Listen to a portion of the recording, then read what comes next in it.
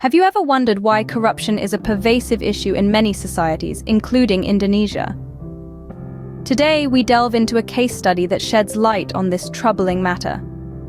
In the vast archipelago of Indonesia, with its sprawling cities and tranquil villages, a spectre haunts the corridors of power and the lanes of commerce.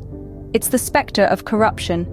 To understand this issue, we need to take a closer look at a case that has captured the nation's attention. The case of the 3,000 trillion rupiah corruption scandal. This monumental scandal involved a network of high-ranking officials and business people who manipulated the country's financial system for their personal gain.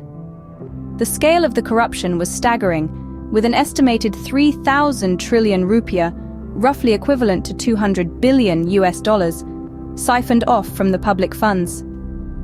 The scandal unveiled a complex web of illicit transactions, bribes, and kickbacks. It exposed the extent to which corruption had infiltrated the highest echelons of power. It was a stark reminder of the systemic nature of corruption in Indonesia, a problem that has persisted for decades. So why does corruption persist in societies like Indonesia? One might argue that it's due to a lack of effective anti-corruption measures.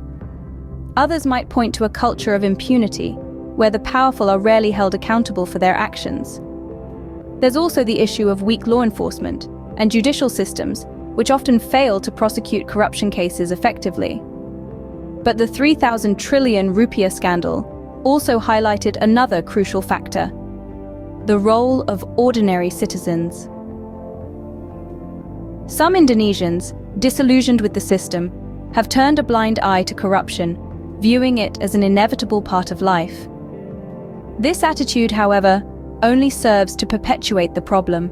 Corruption, as we've seen in the case of the 3,000 trillion rupiah scandal, is a complex issue that requires a multifaceted approach. It's not just about punishing the corrupt, but also about changing attitudes and strengthening institutions. To summarize, the corruption issue in Indonesia, as exemplified by the 3,000 trillion rupiah scandal, is a systemic problem involving a network of high-ranking officials and business people. It's perpetuated by a lack of effective anti-corruption measures, a culture of impunity, and weak law enforcement.